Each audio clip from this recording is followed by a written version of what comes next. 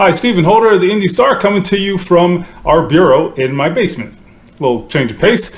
Little Colts news today. Let's start right off the top. The Colts, in the middle of this coaching search that's now gone on for over 2 weeks, they are close to a deal with New England offensive coordinator Josh McDaniels. We learned that today via an NFL source. The deal is not done yet, though. This is an interesting quagmire for the team. They cannot consummate a deal with McDaniels until the New England season is over. They're in the AFC Championship game this weekend, so they very well could advance to the Super Bowl. This could extend out another few weeks.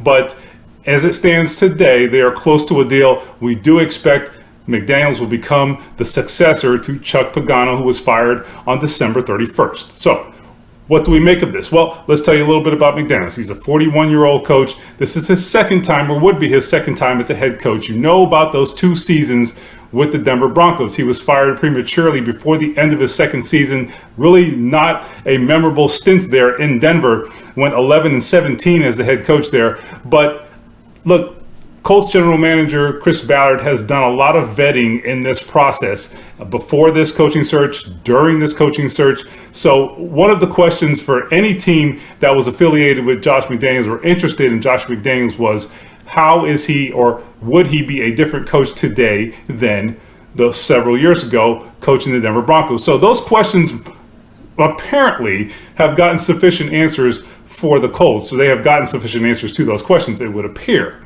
And the other question, I think, is, can Josh McDaniels duplicate success here with the Indianapolis Colts as he did with the New England Patriots as their offensive coordinator? So much success in New England, but can he do it independent of Tom Brady and Bill Belichick, that Hall of Fame duo in New England? That will continue to be the question here until McDaniels proves that he can have success without them. But certainly there's been a lot of interest in McDaniels in this hiring cycle. The New York Giants had him on their list and interviewed him. The Chicago Bears also interviewed him. And the Tennessee Titans, who fired Coach Mike Mularkey today, they apparently had some interest and certainly had ties to him through their general manager. But it appears it's going to be McDaniels heading to the Indianapolis Colts. It's a big hire if it gets done, but we're going to have to wait a little while for this to become official. In any event, I'm Stephen Holder. Stay tuned to IndyStar.com. Lots of additional updates to come as the Colts continue this process of replacing Chuck Pagano.